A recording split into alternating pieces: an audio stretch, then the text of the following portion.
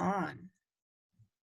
Hello, everybody, and welcome to this week's Writers Chat. This is our place where writers like to gather, and we talk about all things writing for writers and by writers. So we're really glad you're with us today, either live, we've got a lot of the regular crew in the chat room, or if you're watching the replay, because we know a lot of you do catch the replay later, and we really appreciate that. And I always appreciate your comments and your sharing. It's such a neat community. So my name's Jean Wise. I'm one of the co-hosts. I'm joined today by Melissa and Johnny. Get them right. Who are you, Johnny? I usually go to you first, don't I, Johnny? I was prepared. Yeah, Melissa and Johnny, and they're part of our Writers Chat team behind the scenes. So we're so glad you have with us, and I am excited about today's show. And I get to do the intro. Usually, I have to pass the intro off, and I am excited about doing that today. We are in by my agent, my junior agent, Hope Bolinger. Am I saying that right? Hope. Bolinger, but everyone. Bolinger. I wanted to get that right. That's right. And Hope works with Kyle, which a lot of us know at Heartline, and she's kind of my go-to person and all that. But I think a lot of you know her and may not realize you know her, because most of us get the Serious Writer newsletter, and she is a regular columnist there. We see her almost every week with sharing tips and trends and all sorts of ideas, especially to combat writer's block. So we're going to have a lot of talk on that. But I do want to read you a little bit more about Hope. I said she was a literary agent, and she is also a soon-to-be published author. So we'll need to ask you about your book called Blaze. We'll ask her about that. It's coming out in June, I believe. So we're excited about that. She's had more than 300 writing things published. Can you imagine that on that way? For various magazines, newspapers, and publishing houses. And she just graduated from Taylor University. And so sure, she's got all this done already. So I think that's inspirational enough on do that for us. That should inspire us to keep going on that. And then she enjoys all things chocolate, cats, and theater. So I think that's a great thing on that. So welcome, Hope. We're glad you're with us today. Thank you so much for having me. I'm one of the people who always watches the replay of this. So I was so excited that I got to be on here, because I always listen to it as I'm working, and there's lots of really great ideas that are on the show for sure. Yeah. Well, and you can get the sense of the community here. We kind of help each other and fill each other in and support, and we're always learning. We've said more than once, haven't we, guys, that if we come to hear the show and we're a little bit down or discouraged, we usually leave uplifted on that way. So that's what, and I do, just to qualify, Hope, you shared with us, you have storms in your area. So if in case we lose her, we'll hopefully get her back, just to let you know, she lost electricity once this morning, you said, didn't you? Oh yeah, so I'm trying to prepare for the worst. I like that she came prepared. Well, Hope, can you, I gave a little bit of intro, but can you tell us a little bit about your writing journey and what got you interested in writing, and what have you been doing with that? Can you tell us about that? Yeah, I'd love to. So I've always been writing ever since I could pretty much pick up a pen. I used to, in first grade, write 3-page stories that I thought were really good, that were definitely not. And I really enjoyed the craft. In middle school, I got into playwriting. I really like theater, so I wanted to get into that. I never really considered going into novel writing until high school. I met with a friend who told me, oh yeah, I just sit down and write novels. And I thought she was crazy, because, when you write a play, it's only 50 or so pages long. So the idea just to sit and write 300 pages at a time was insane. So I told her that she was crazy one week, and then I tried doing it the next week, because why not? I guess we needed something to talk about other than the TV shows we were watching. So I got started. It was a terrible fan fiction for a superhero movie that I really liked, but it was a start. So from there, I started to write more and more books, and right around the time I was 17, I wanted to query agents and publishers, because I could get about my 10th book at that point. Wow. And I learned very quickly that it is very hard to land an agent or get a publisher's attention. So I decided to study it in college. I studied a professional writing degree to learn everything I could about publishing. The professional writing degree at Taylor is just really unique because you learn about publishing, all the intricacies involved with that. For instance, you are published within your first semester there, whether it's a book review or a newspaper article, they make sure that you have a byline by your first semester. So while I was doing that, I was still writing books, and I had the opportunity to go to a couple writers' conferences where I was able to meet Kyle and pitch him some projects, and eventually I was able to get my own work agented from one of the agents who was at Kyle after I did some internships within the publishing community. Kept writing, and then I worked on Blaze, which is a modern day Daniel. I basically just take the first 3 chapters of Daniel and put it in high school, and pitched that to Eddie Jones from Lighthouse Publishing of the Carolinas at a writers conference. I went through pub board, and then eventually it was picked up. So that's kind of it in short, I guess, is the writing journey. Wow. I love that idea, though. I mean, you say that, and that is so clear and so intriguing and compelling right there. The first 3 books, first 3 chapters of Daniel, and put him in high school. Yep. Yeah, oh, for sure. I was in an Old Testament class, and our prof was talking about how Daniel and his friends would have been 15 or 16 when they were taken into Babylonian captivity for a 3-year education. I said, well, that sounds just like high school, so why don't we try to move it to the modern times and see what happens. Oh, well, Elaine made the comment, and Johnny did too. It says, you've got the elevator pitch down.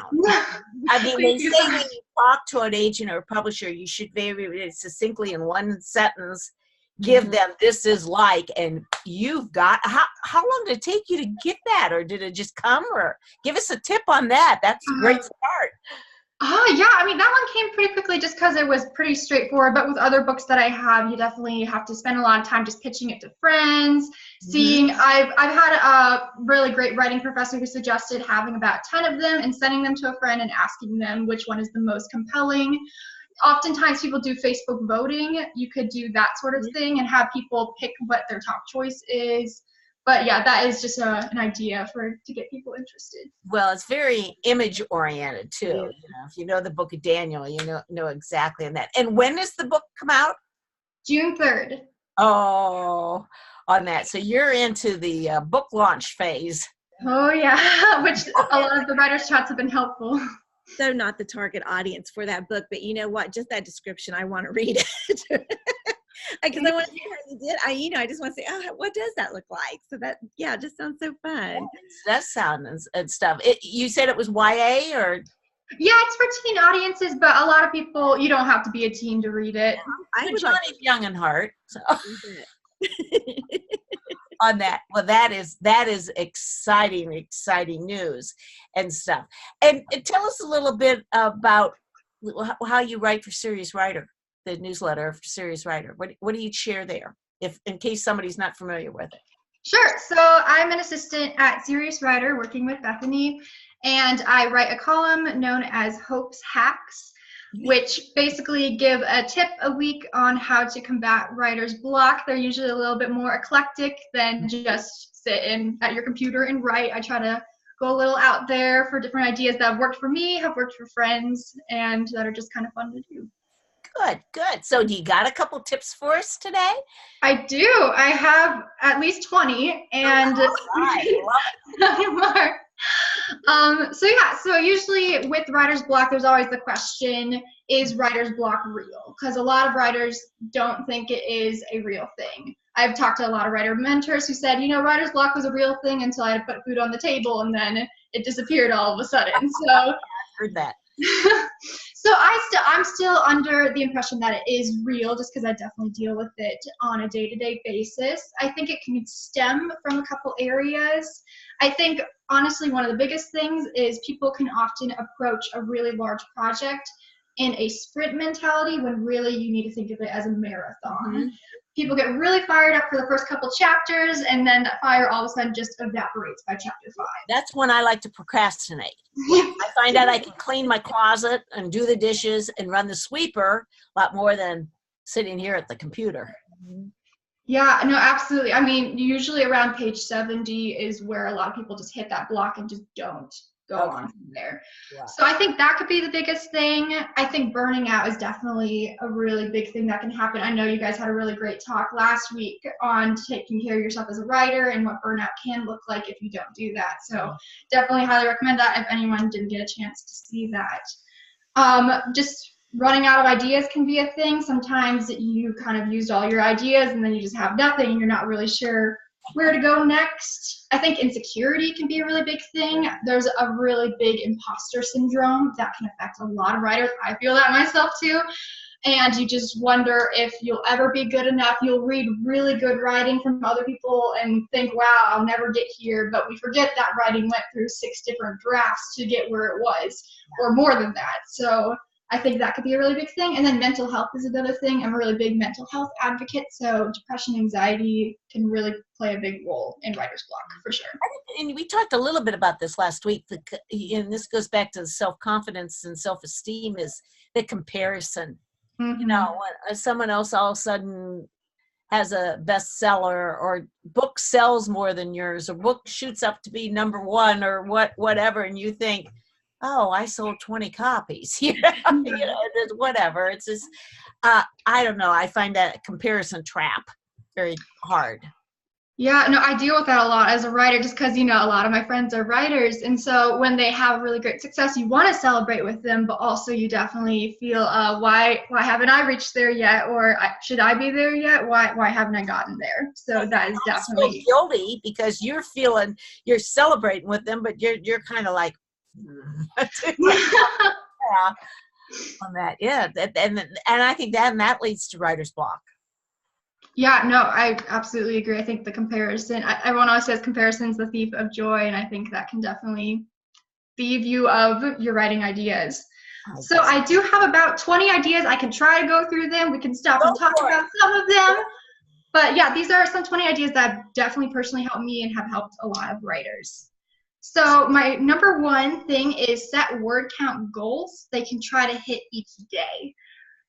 For instance, breaking up into really small chunks, because if you see that you have to write a 60,000 word book, that is really intimidating. But if you say, okay, I have to write 500 words today, 500 words tomorrow, and keep that going for 120 days, that's less intimidating. Yeah. So that would be a huge thing I would definitely suggest. Well, and I want to know if Johnny and Melissa may want to part, because they both have written longer fiction like you have on that. Did you find that helpful or not? I definitely have word count goals, especially this year, because I've got several contracts and I've got to get each book finished kind of before their own due dates, just to make sure I get them all done.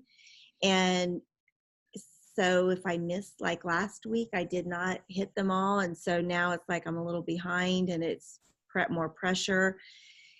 And it's that word count. I mean, you have to have it, but it's like I like to keep it at about 1,000, and this week it's like 1,650, and if it gets up to like 2,000, 2,500, I almost am sabotaging myself because it's just really hard to do that every single day. Yeah. So, Melissa, what about yours on when you wrote your novel? I'm a pantser, so I don't really restrict myself to numbers so much, but I do tend to try to go by pages written in a day. So when I sit down, I consider it a success if I've gotten, maybe 10 or so pages done at a sitting, depending on the day. Sometimes I get way more, sometimes it's less, but yeah, I try to get a certain amount of scenes in that I hope to accomplish as I'm planning my novel out in my head. I like what she said about numbers, though, because I had found that I got so fixated on, because I also have this little bit of that organized brain thing, and so it helps me to do this Excel worksheet. So I've got this very complicated, like, all these goals and the current words and the total words, and and so I know how many words I write every day. And then, but it was like I was doing that after every page, so I got more focused on the numbers. Like, okay, how many, and it only go up like by 250, 300 words. And so I'm sort of shifting into this mindset. No, do not do that after every single page. Let's get some. And yesterday I wrote 3,000 words without really too much trouble. I mean, it was just so interesting, but because I wasn't so focused on the words, and I was probably at a part of the story too, where things were just flowing. So, yeah. So is that how you tackled Blaze? Yeah, So I basically wrote Blaze in the span of about 45 days. And I want to say my word count goal for each day was about 2,000. So we hit 90,000 at the end of the 45. Wow. Wow. 7 days a week, or did you take a break? Just curious. So I did try to take a Sabbath day. So one of the days there was a longer word count goal to hit. Got it. That's interesting. And found 2,000 was a good pace. Do you think you have to find your own pace? I thought it was interesting. Johnny said when she gets up to the higher ones, only occasionally can she get to the higher ones. You think that might vary by writer? Yeah, I mean, it definitely varies by writer. Because I can write really fast, but it takes me a really long time to edit. My editing process is probably twice as long as my writing process. So people definitely write very differently. It can, honestly, even if your word count goal is 100 words a day, that's awesome. And I like the point that you don't have to necessarily get so stuck on the numbers. If you find that you're getting behind on it, don't sweat it. It's just a way to add some structure if you need that structure. Got it. Well, I was going to ask too, Hope. So you wrote that just from kind of beginning to end, right? See, and what I try to do is build in revision weeks because I know that I'm going to start over before I get to the end because my editing process works that way. So I have to build in these revision weeks and then say, okay, yeah, I'm going to get to this point, revise, and then finish the book and then revise again. So that's, you just really have to find your own thing, which takes writing more than one book. I mean, often before you can figure out what really works great for you. Yeah, and that's encouraging, Johnny, because I think sometimes, especially if you're a beginner writer, you think the process will be easier than what it is, and it is still work. You gotta, like Melissa said, you gotta sit down and do the work, sit in the chair and do the work, but kind of try different things and figure out what works best for you. Yeah, that's what it is. Okay, what's the next tip you got for us? I mean, I really like the point that pantser versus plotter was mentioned because that was literally my next point. So I'm excited. Tell us about that. Yeah, so a pantser is basically someone who writes by the seat of their pants or has a little bit less of an outline going into the book. And then a plotter is someone who has a bit of an outline when a bit more of a structure. They kind of know how things are going to go from scene to scene when you go in a book. And no way is right or wrong. Either there are ways that work better for some writers. I know lots of famous writers who are pantsers and plotters. But my writer's block example here is if you find you're leaning towards one way, to kind of step out of your comfort zone and try to go for another way. What I've done with another book that we're shopping around right now at the agency is I'm usually a plotter, but I decided to pants a book because I wanted to really push myself to do that. And I found that I was actually able to write a lot faster by trying something really different. So if you're finding yourself getting stuck, maybe try to vary your method of how you write. Can you talk a little bit more about what kind of detail a plotter might have to do? Is it just a light outline, or is it more detailed? We shared, probably over a year ago, Rawlings, Harry Potter's outline. It's on a little sheet of paper. She basically had whatever the series was, 6 or 7 books on one sheet, with the different characters. It was fascinating to see and all that. Is that what you mean by a plotter, or is it more detailed? I think there are varying degrees. There's definitely a kind of spectrum of plotter and pantser. No one is strictly a plotter or strictly a pantser. Usually there's some element of that they'll borrow from each side. I am a bit of a light plotter, so what I will do is I usually break up a book into 3 acts, and I have a certain number of chapters I want in each act. And so for each chapter, I kind of have a certain thing I want to get done in that chapter, but I try to let the characters have a little bit of free reign because I know characters do not like to listen to the outline. So I try to have a little bit of freedom in there, but I try to get a little bit of structure just because I know if I let the characters have free reign, sometimes they will take it a little bit too far. That reminds me of the movie. We've talked about it. The movie, The Man Who Invented Christmas. Mm-hmm. By Charles Dickens. It's just so his characters talk to him all the time up when he's writing, and they want to be betrayed differently. So that is true. That's stuff like that. Johnny or Melissa, do you have anything to add to plotter or pantsers on that?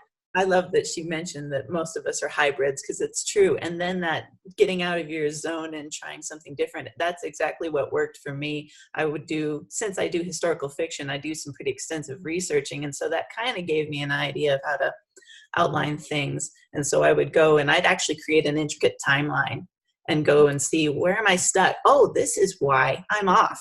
And it would help you organize your brain that's all over the place, and kind of bring you back into focus. So yeah, I like that aspect. Get out of your comfort zone. Johnny, do you plot at all ahead of time? Yeah, I do both, because I started out with NaNoWriMo, so that's definitely, a Pantserville, right there. But what I have found, and I didn't think I'd ever want to be a plotter, but when I started writing for Annie's Fiction and they wanted that whole chapter summary ahead of time, I have to do that for them.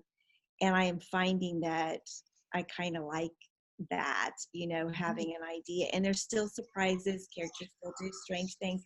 The chapters never line up exactly as what I submit, and that's okay. But I've got the storyline, and it makes the writing go faster. So it's like you're either doing all the work up front or you're doing a lot of the work later. If you do it all up front, the writing might go smoother and you might not have so much revising to do.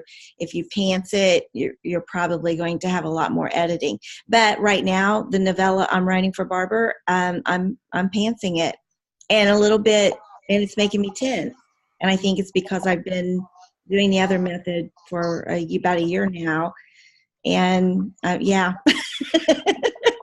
What will be interesting, Johnny, is when you get done with that, to look back on that process and say, oh, this is something I did learn, or this is something I would do next time. So that's very interesting.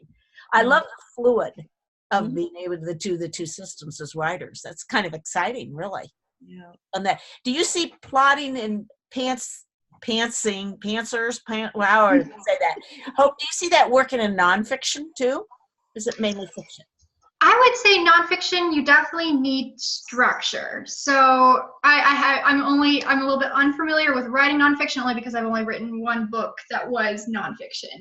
But I would say you probably do have to go more for a plotting thing, just because an outline is crucial in nonfiction. There might be people who have definitely found a way to pants nonfiction that have done really well, but I would say in the case of nonfiction, probably more. Well, I will tell you, as far as since I'm the nonfiction writer here today, I will say that, if you're doing the book proposal, you've got it pretty much outlined in the table of contents, with what's going on. But I tell you, sometimes when I do the individual chapters to free write that chapter, all of a sudden new ideas come up, or the story that I want to illustrate bubbles up, where if I tried to figure that ahead of time, I need to use my right brain to figure to create that, to connect that. So that's where I find kind of the mix works well as a nonfiction writer on that way. So it's great. Okay, what's your next tip, Hope? Okay, kind of in the similar vein, if you have a genre that really intimidates you, or you've been writing mostly in third person, to switch it up and try to go for first person, or try to go for a genre that makes you really scared. For instance, I usually write young adult fiction, but recently I decided to start a romance book because that genre intimidated me. So I've been learning as I go, but it's a lot of fun, actually. I'm having a lot of fun. A lot of these writers' block cures are just to make writing fun again. That is a treasure. That's the quote we need to remember today, right? Yeah. Johnny, you were identifying with what she said. Did you have something to add to that? I was just thinking about intimidating. I want to write a suspense novel probably in 2020, and it's kind of scary to me to do that. So I just really thought that was fun to say that. And then as soon as you talk about writing first person, and it just made me think, two of those great YA books series, The Mockingbird, or The Hunger Games, and The Divergence, they're written first person present, and I just think there's such an immediacy there that lends to their popularity. So yeah, that is great. Any other comments? Let's go on then. What's the next tip? Okay, so this one is huge. definitely read great writing. Yeah. Whether it is in your genre, whether it is just the classics, and honestly something that is outside of your genre that you're not used to reading. I would suggest those 3 things are crucial if you want to have really good writing, is to read really good writing. That is great. And what a good way to break writer's block. I mean, it's not just an excuse. You know, sometimes my husband will see my nose in a book, and I said, but I am working on my writing, but they don't understand that, you know, on that. Johnny, you're reading Moby Dick. Is that what you put in the comments? What took you to Moby Dick? What took you to there? My sister got me this poster called 100 Essential Books, and for the next few years until I'm done, I'm just sort of going across, and so it was the next one. I am not reading all of them. Actually, on the first row, I have read several of those books already. But I did reread Jane Eyre, I reread Wuthering Heights, and I reread Frankenstein, and now I did not reread Don Quixote. I read it once, I'm not reading it again. But now it was Moby Dick, and I've never read it, so I can't skip it. So I'm going to read it for sure. And like Renee said, that's one long book. You're going to be on the water for a while, aren't you? Yeah, for a while, but that's okay. I'm not in a rush, and you'll see those posters. I mean, even if you just put Essentials 100 and what they're. I'm sorry, Hope, I'm getting way off here. Oh, you're fine. Yeah. But they're really cool because they're scratch off now, and I haven't scratched off any of these yet. But then you scratch off the cover, and it turns into a different. I think it's going to be a different cover underneath it. So you scratch it off as you read it, and there are books on there that I have not read that I will choose not to read. But basically, it's just. I just decided, you know what, I've had this poster for about a year, and this is the year I'm going to start just going through those books and reread the ones I want to, and read some of the ones I've never read, and others just kind of skip. So Johnny, I'm curious, have you noticed how rereading, especially classics, you're talking classics there, too, has helped form you as a writer or help you combat writer's block? Have you seen anything from that? You know, I don't know. I really haven't thought about that, except it just, like when I read, I also read Pride and Persuasion. That was one of the first one, and a great one to start out with because it's such a, familiar book. My characters, when I'm writing, will start talking like I have to be really careful about reading Jane Austen books when I'm writing because my characters will start talking like that. But the others, I think there's just that, the language. I mean, there's just something about the language. Like even in Moby Dick, it's like I don't even know what some of these words mean, and yet you're just getting into the different tone. And I just think it's very helpful to your writing just to be exposed to different rhythms in the writing. Mm-hmm. Yeah. And that, I'm just curious. Sometimes Hope mentioned read some of your favorite authors or authors in your same genre, and I do read like Ruth Haley Barton and Barbara Brown Taylor a lot because that's sort of the area, and I'd love to write like they do, but I haven't quite found the way. I've tried to step outside as the reader and analyze how they write. So I sometimes try to read as a writer. Does that make sense? Mm-hmm. To learn from them that might pull into my own writing, but I haven't got it down as a good skill yet for doing that. I don't know if you read anything about that or have any tips on that. Read as a writer. You like that phrase Elaine said she liked, but I have to go back after I've read the book. I go back and read it as a writer to see what can I take from that? I don't know.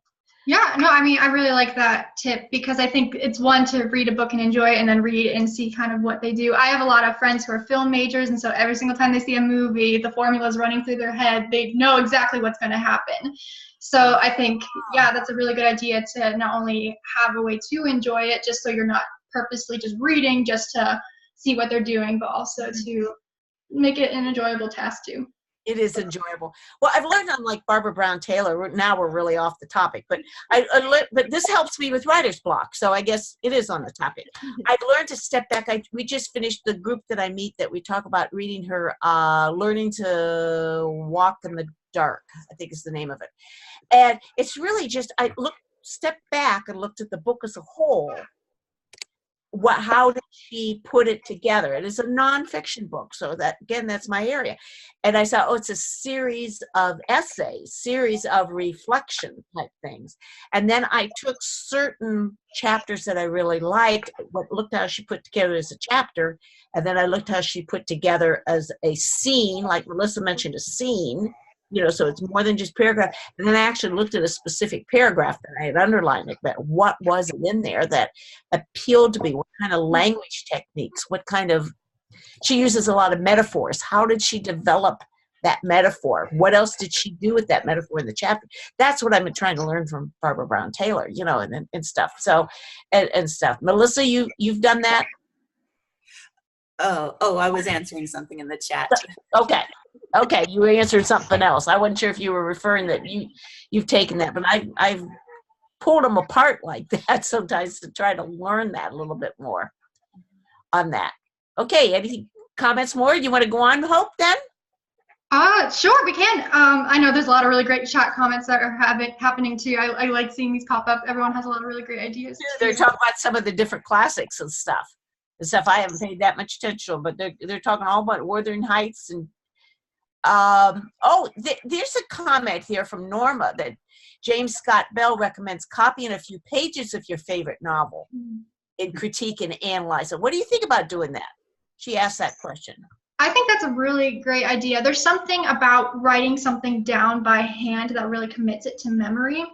And I remember even back in 7th grade when we would diagram sentences and just kind of see it on and have to do it on paper. There's something about that really can, via osmosis or something, help it kind of ingrain into you why the rhythm is the way it is and how the writer was able to break down those different paragraph sentences. I really like that you can break down things by units and really see how it all works together. Very good, and that's a good tip. That was the question I was addressing in the chat, was that one. I'd done that with a book of Bodie Taney's, All Rivers Run to the Sea, and there's a scene in there that she wrote, a tavern scene, that was just so dynamic in every aspect, characters and everything. And so I had to take that scene and kind of break it apart and see just how she did it, how she brought it all together. And it really helps. It does. I think it's even a good one to add to that list of writer's block tricks. Go and take it. Yeah, I'm writing it down right now. That is great. And people attached to what you said about 7th grade and diagramming sentences, do they still teach diagramming sentences, though?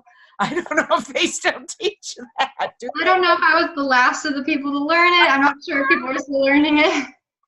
I'm not sure if they do anymore. And several people in our chat like diagramming. I bet most of us can still do it a little to an extent, can't we, as writers, especially on that one. Not in public school anymore, Norma says. I don't know. We'll have to. My daughter teaches in public school, so I'm gonna have to ask her that. She'll say, "What? What are you talking about?" on that. Okay, what's your next tip, Hope? Okay, this one is one of my favorites. It's go to writers' conferences. I remember when I first started going to writers' conferences back in freshman year of college, there was something about the classes that just really ignited something. I would be running into writer's block, and then after sitting in a fiction class or just honestly sitting in any Stephen James or Michelle Medlock Adams class, and all of a sudden I would be inspired with about 10 ideas just from that class alone. So if you can make it to a writer's workshop or a writer's conference, I highly recommend it. It is a writer's block cure for several years, without a doubt.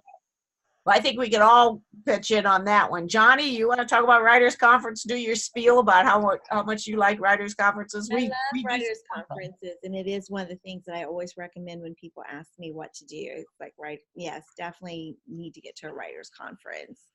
I just think it can make such a difference, not only just for the writer's block and the ideas, but for the networking and the friendships and the, there's just so much to that, the community they become part of. And it could just be even a one day. Absolutely. Or 1.5 day. It doesn't have to be one of these that, like the Mount Hermon one, which a lot of people go to. I've never been to that one out in California, but a lot of them talk about that. Or the Blue Ridge. I know a lot of when people here go to Blue Ridge or Florida Christian Writers Conference, or Write to Publish. But there's multiple regional ones that are extremely good. And sometimes that's all you need. Are you going to anyone coming up, Hope? Just curious. Yeah, So I'm actually going to Book Expo of America in May. So it's good. It's a big one. So I'm excited, but also really nervous because New York kind of scares me. So it'll be fun. That is exciting. Did you go last year when? No, I did definitely go to a lot of conferences, but this will be my first time at. That'll exciting. So we'll have to hear about that. I'm sure that'll come down into to your Serious Writer column at all. On that way. Yeah.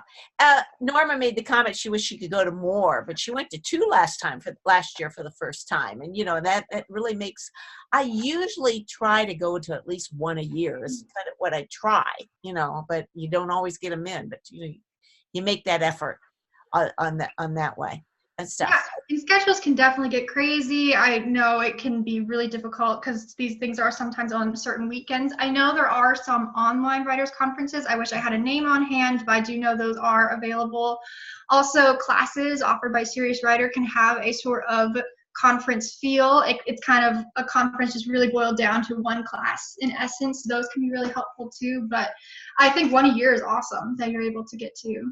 Yeah, that's usually kind of my goal. But I think it does renew you, but it does help you get back aligned how you want to do it, which is the writer's block, to go get that. And like Johnny said, the networking is just phenomenal. A lot of us have met in person. It is so fun to finally connect in person. We feel like we know each other here, but to meet in person is just wonderful. So we hope to do that. Keep doing that, guys. Let's keep doing that. Unstop. Okay, what's your next tip, Hope? Okay, so set a timer. So a lot of times it can be really easy to get distracted. I don't know about you guys, but Pinterest is a really great place to get lost for a couple hours. She has a timer right there. Whether you have a timer like that or just on your phone or on your computer, just set a certain block of time that you're going to write. You can be staring at a blank screen for all those 30 minutes or that might just be your writing day, but as long as you set a certain time where you're just dedicating to writing, that can be really helpful. Yeah, I like what Renee's saying. Just remember, if you set your timer, remember to set your sounds so you can hear your sounds when it goes off. That's true. This thing, I jump when this thing goes off, boom, it makes a lot of noise. As soon as she said timer, Jeannie, I thought of you. I knew you had one handy. Well, between that and then I'll sit there and do the phone all the time, on that. But I like to get up and walk because, we talked about self-care last week quite a bit. You sit all day, but I have ignored when the timer's gone off to finish a sentence or two, but then I try to get up and move a little bit. I find like that kind of keeps me going. Yeah, no, that's huge. I always try to take breaks every 500 words and go and walk around, or I really think exercising, even if you're just walking around the house, can really help jog your brain. There's a really big importance in self-care. Exercise is on here, so that was one of them. Also, eating right is also a really big thing too. What you eat can affect your productivity. I remember even back in school when we were taking SATs and ACTs and those big tests that we would make sure to eat certain things for breakfast because it was supposed to improve your brain function. Right, that's good. There is, we were talking about sound going off or music. Do you like music or not like music? Do you like sound or silence behind? I'm a silence person. I know there's a lot of people who have playlists they really like to listen to, especially a lot of my friends who like to write fantasy will have these epic Lord of the Rings, Narnia music happening in the background. So I've known that definitely can help a lot of people with writer's block, is just to create a really fun music list that they really like to listen to. I prefer to be in solitude. Coming from college where we were cloistered, 36 girls in one really tight area, it was difficult to kind of do that, but I like silence when I write. And Melissa, do you listen to Irish music when you write? Ahead of time, I'm with the group that says silence is necessary. I'm too easily distracted. I'm one of those people that's off on rabbit trails, and so I kind of do like a pre-inspiration. I'll listen to music ahead of time, get me in the mood, and then it's off and I'm writing. Well, I'm going to type. I will tell you, since we're talking about, let me type this in real quick. Whoop, if I spell it right. I listen I would tell you when I have, especially having trouble focusing, I'm a silence person. I like it normally silent, but I love the website FocusAtWill. It's all the kind of music. You can choose different music and you can choose different rhythms of the music too, slow, fast, or medium, and all that, and different types. And I've learned 2 of them, and one of them is classical music. I'm not a classical music person, on the slow pace. And I've learned when I've had trouble writing or getting going, I put Focus on Will in the background. And for some reason that does. I think there's something psychological about the music they've pre-selected that help you focus. And that gets me into writing. And you could set a timer on there too. So I'll set it for about 30 minutes or 50 minutes. And then I'll usually leave it off after that, because then the flow's going on that. So that might be an idea, just like you said, so when we talked about you might try both plotting or pantsing, try silence or music when you get blocked. Try the opposite. I think that's awesome. I really like that. I wrote it down. You guys are giving me so many great ideas. I'm also seeing the chat. Someone had mentioned that they put Hallmark Channel in the background, just having background noise going. I think that's a really good idea too, if you just need something in the background. I know my mom, whenever she is working on something, she'll have Project Runway going on or something, and she's not paying attention, but it's just something to be able to work with. Okay, that's a great idea, but I think that might distract me. I'd want to go see who. I put HGTV on sometimes in the evening when I'm doing something else, but then I always have to come back in and see which house they buy, or what the final house look like, I don't know. So I'm not sure if that would work as background for me. But anyway, try something different if you can't, Oh, now Dorie likes ball games in the background. She said she could do it if it's a ball game. That may not be bad. That may not be bad. It just blends in after a while, she says. Very good. All right. What else you got for us, Hope? This is kind of mentioned, I'm sure, in one of the writers' chats, but maybe even just giving your writing a rest. It might just be time to take a week or a month off from it. Sometimes we push ourselves so hard that we run out of ideas, we run out of energy, and it just might be good to take, even if it's a day, a time off from writing, because the ideas tend to flow in when you've had a little bit of space. But if you're constantly going at it every single day, you're going to run out of something. Yeah. Well, Renee mentioned playing, and she said play in your fish pond garden or something. Get out and do something totally different like that often. Does help break the writer's block. But Johnny, I'm curious, when you got so many deadlines coming up, how do you play? How do you give yourself that break? I am really trying to make sure I take a day, usually Sunday, that's a free day. But I'm really also trying to work towards the place where I'm caught up enough and even ahead enough that I can take Saturday and Sunday off. Mm-hmm. Use those as days to rest my brain, so they're not right now. And I mean, I'm so thankful. I'm so thankful. So I never want to sound like I'm complaining that God has given me so much at one time. But like right now, there are like 4 different stories in my head, and it's a bit much. It really is. But it's okay because I'm earning money, and that's what I need to do. So it's it can be hard, but you guys know I'm kind of traveling around right now, and I'm with my granddaughters, and there's plenty of times to play. It's I need to be. The problem is pulling away and making sure that I'm getting the words in, and I'm not always doing that because we're having fun doing other things. But yeah, and Hope, Lisa asked, does that day a week you take off help? Or even count with what you're suggesting? I think that goes back to like your word count and what you want to get done. You found that helped? Definitely taking a Sabbath has really helped. I think it's just really important to give yourself that day, because you'll be surprised how much energy you come into Monday if you take that Sunday off. I found that when I did take that off, I was able to even double word count sometimes when I had taken that time off. I know someone had also mentioned in the chat, like they were really worried if they take that time off, they wouldn't be able to get started again. I would just highly, if you're afraid that's going to happen, then still maybe keep a small word count goal to go for each day. Just make it less than what you had been doing.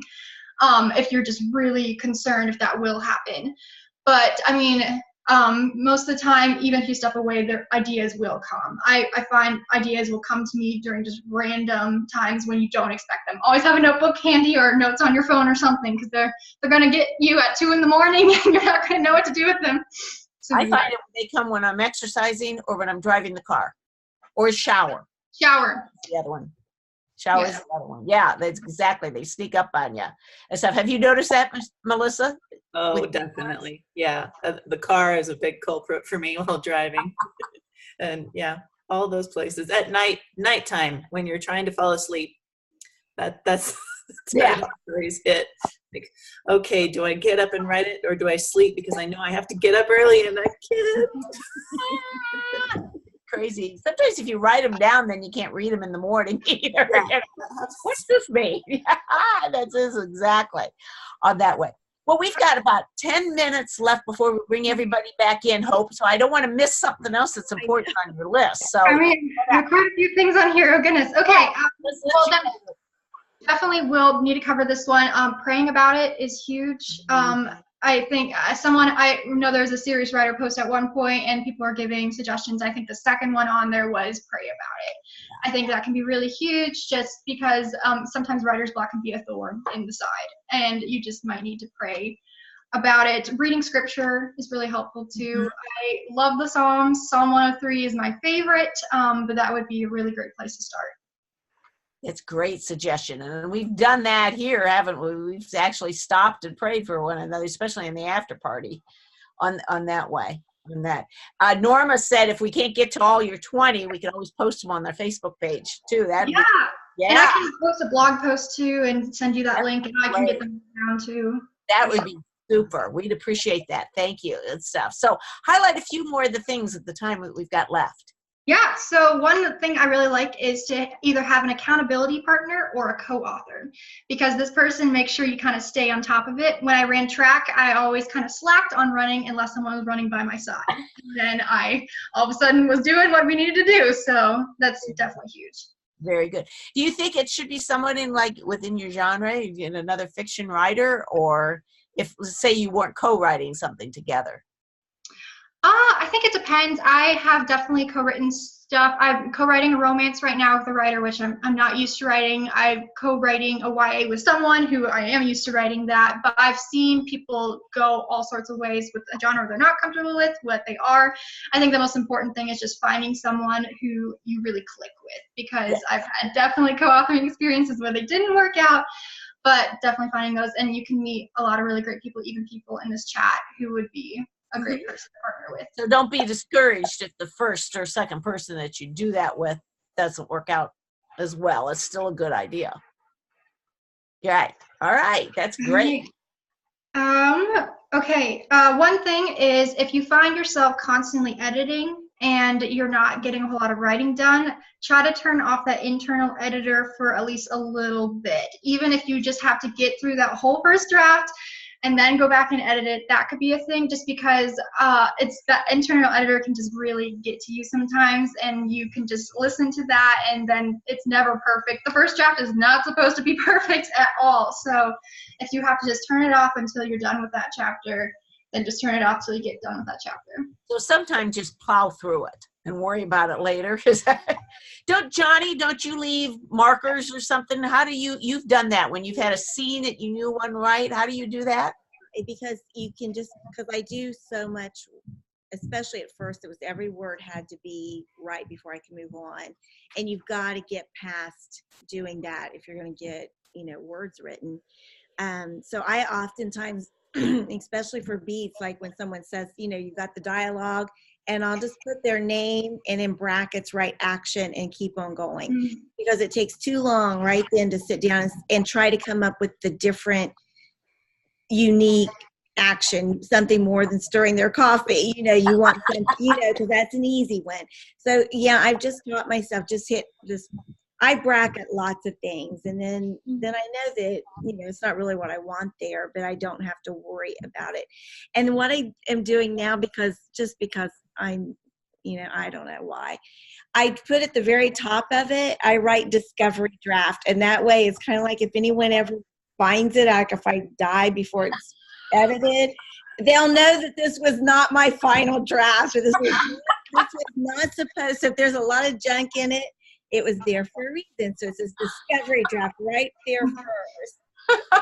You know, you do what you need to do to make yourself feel comfortable, right? But I do that. do you have a tip, Melissa, at all as far as that? Oh, everyone's really covering it. I just love that. The giving yourself permission to write badly. That's been my experiment with this book that I'm currently on, the third book in my series. I am focusing solely on just plowing through and writing badly. Yeah. To go back and edit later. And that's a challenge for me because there'll be stuff that I write and automatically look at and just cringe. It's like, no, I couldn't have just put that on the delete. I have to touch my hand and tear it away from the keyboard. I love it. Hope I interrupted you. You were going to add something. Oh, yeah, no, I do that with names all the time. So I like to scroll on baby name websites all the time. And if I can't find one that's working, then I'll just put like a little symbol, and then I'm supposed to replace it with the name later. So there's lots of ats in all my books because I don't. In the novella I'm writing now, and I don't really know like all the ranks because it's a World War II story. And I have this one thing, and it's Captain Guy, because I don't know his name yet, and I don't even know for sure that he's a captain. I think he needs to be a major. But through the thing, you're just saying Captain Guy said, you know, or Captain Guy opened the door or whatever. So it's like, but you know what? It's a discovery draft. It's okay. I like that discovery draft. I mean, that's a positive spin. Yeah. To it, more than just draft. Or early draft, discovery draft, to me sounds exciting. I mean, that would keep the energy going. Yeah, I love that idea. And stuff. Okay, Hope, we got 4 minutes. Okay, we'll try to go quickly. I think I have like 2 or 3 left because we covered a lot. So have an encourager. Just one person in your life who constantly is there to back you up when you're feeling down, because writing is it's a very personal thing. So I have a best friend, so every single time I want to quit writing, he says, that's a terrible idea, keep going. And he's there for me. So just have a support system in place that can really help you with writer's block.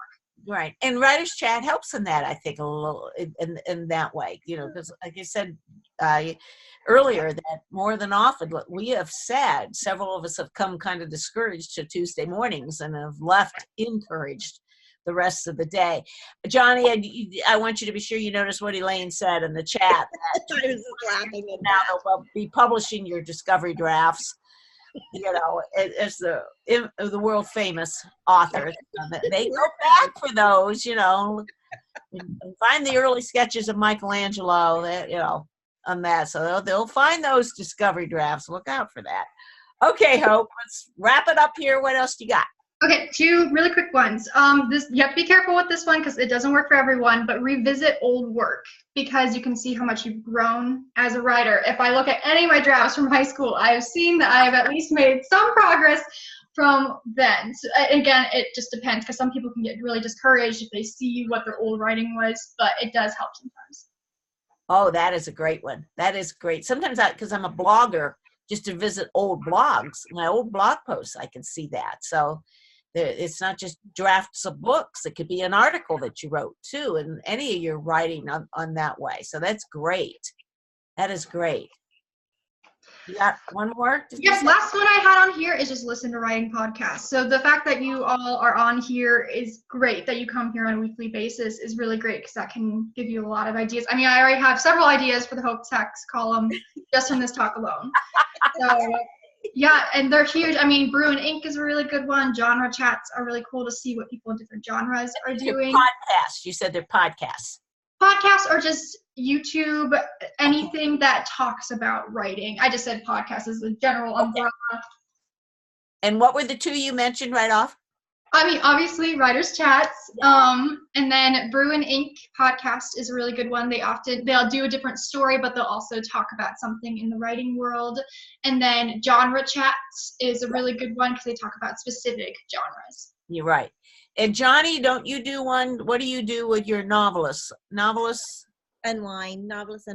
I interview inspirational novelists, and those are very encouraging, and they're a lot of fun. So yeah, they're all on YouTube or novelistandwind.com. There you go. And you know, we were talking about just when you talk, a lot of times we don't realize how other writers have struggled and gotten through it. And see even some of the big names, the big famous ones. And when you hear about their process, their writing, or their routines or whatever, that it does give us ideas and encouragement on that. That your list is great. I think it should be a column and share with us that way. Hope, I believe you got a website. Is it just your name? Yep, hopebolinger.com. Okay, that is great. And we thank you. Why don't you guys come on back in if you want to? We got about 5 minutes left. You've got any other additional questions or things you want to share? Come on back in. If you can't get in, it seemed like there was somebody I took off. It was me, Joe. Joe, okay. I will take you out. How's that? And Okay. then, there you go. And There we go. There you go back then. And like we always say, if you're in writers chat jail over there, you always have to let us know that. Hope, this has been wonderful. I mean, it's just been I love the potpourri of ideas. I love that. And that Vicky's here. Hey. Hey, Vicky. Does that see you join down there? Hi, Vicky. Oh, I was hiding out on my phone listening while I'm multitasking other things, which is always my writer's block. The after party, so right? we can celebrate a little bit with you, because you just had a new release too. So we need to celebrate. Can you stay for a few minutes in the after party so we can celebrate? Oh, that is great. That is great. While we're still recording, I want to say real quick what next week's going to be. Oh, I hadn't seen Brandy here either. So yeah, oh, you guys snuck in on me. Sophia. Okay, now I'm checking this out. I'm sorry, I'm too distracted.